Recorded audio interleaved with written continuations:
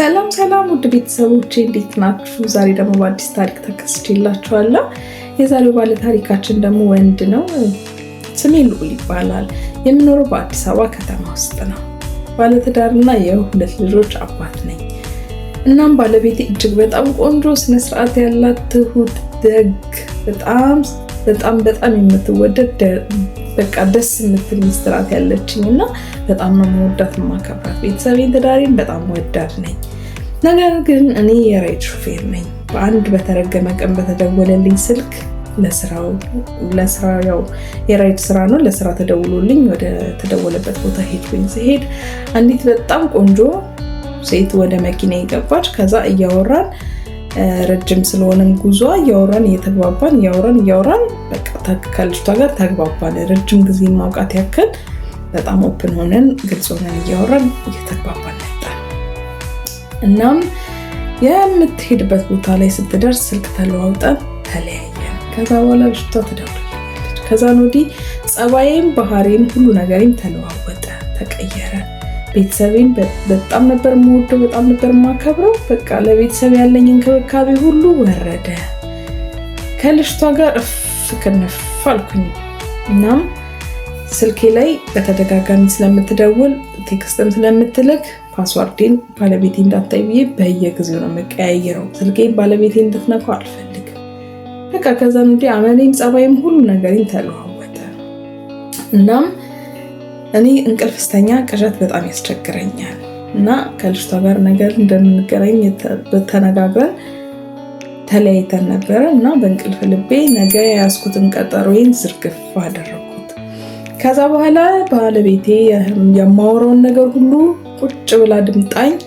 ከዛ በማግስቱ እኔ በምወጣበት መንገድ እግር በእግር ተከትለኝ የሚሄድበት ሆቴል ድረስ ተከትለኝ መጣች። እኔ ያላየኋትም። ሆቴል ሩም ውስጥ ከገባን በኋላ ከልጅቷ ጋር በር ተንኳኳ። በሩ ሲንኳኳ ዌይተር መስሎን ተነስቼ በር ከፍት እንትን ስል ባለቤቴ በር ላይ ቆማለች።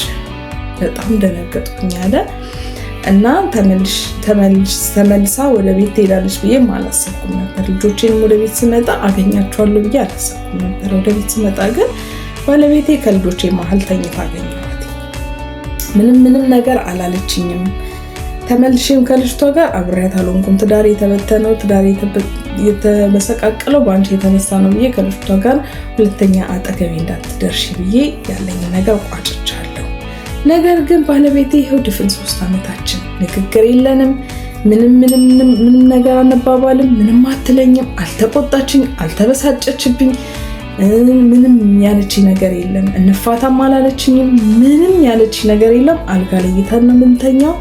ከዛ ነው እሷ ከልጆቼ ጋር ነው የምትተኛው፣ እኔ ብቻዬን አልጋ ላይ ነው የምተኛው። ንግግር የለንም። ይሄው ድፍን 3 ዓመታችን። እኔ ጸጸቱ ሊገለኝ ነው። በአንድ በተረገመ ቀን ባገኘኋት ሴት የተነሳ ይሄው ትዳሬ ህይወቴ ብስቅልቅል አለ። በቃ ቤተሰቤን የምወደውን ቤተሰቤን አጣሁኝ እና ባለቤቴ ምንም ነገር ስላላለችኝ፣ ምንም ነገር ስላልተናገረችኝ እኔ ጸጸቱ ሊገለኝ ነው። ሰሞኑን እንዲያውም ራሴን አጥፋ እያለኝ ነው።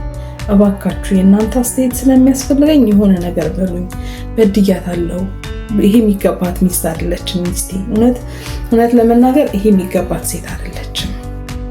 ነገር ግን በቃ ወይ ተናግራኝ ወይ ሰድባኝ ወይ ደግሞ በቃ የሆነ ነገር ብላኝ ወይ እንለያይ ብላኝ የሆነ ነገር ብትለኝ እንትንል ነበር፣ ቢያንስ የሆነ ነገር ይቀልልኝ ነበር። ጸጸቱ ግን አሁን ሊገለኝ ነው። ዝምታ ለካስ ከንግግር በላይ ይጎዳል እና ውስጤ በጣም ተጎዳ። ከዛ በኋላ ምንም በቃ እኔነቴን እኔ ልሆን አልቻልኩም እና እባካችሁ የሆነ ነገር በሉኝ።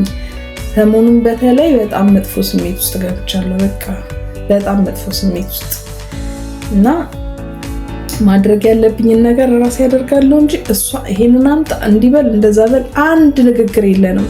አንድ ንግግር ድፍን 3 ዓመታችን ይኸው ተነጋግረንም አናግራኝም ጠይቃኝም ምንም ብላኝ አታውቅምና ዝምታዋ ጎዳኝ።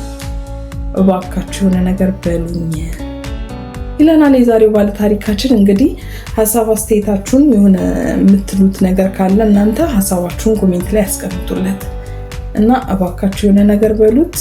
እንግዲህ እኔ ምንም ቃላት የለኝም፣ በእውነት ከባድ ነው። እኔ ምን እንደምለው እና እናንተ ምን እንደምትሉት ሀሳባችሁን ኮሜንት ላይ አስቀምጡለት። ሀሳባችሁን ያነበዋል፣ ኮሜንታችሁን ስለሚያነበው የሆነ ነገር በሉት። እናንተም ለሰው ቢደርስልኝ ሰው ጋር ቢነገር የምትሉት ታሪክ ካላችሁ በዚህ ስልክ ቁጥር አስቀምጡልኝ፣ እኔም አቀርብላችኋለሁ። በጣም ነው የምወዳችሁ፣ በጣም ነው የማከብራችሁ። ላይክ፣ ሼር፣ ሰብስክራይብ ማድረጋችሁን እንዳትረሱ። ቤተሰብ ሁኑ። ወዳችኋለሁ። ባይ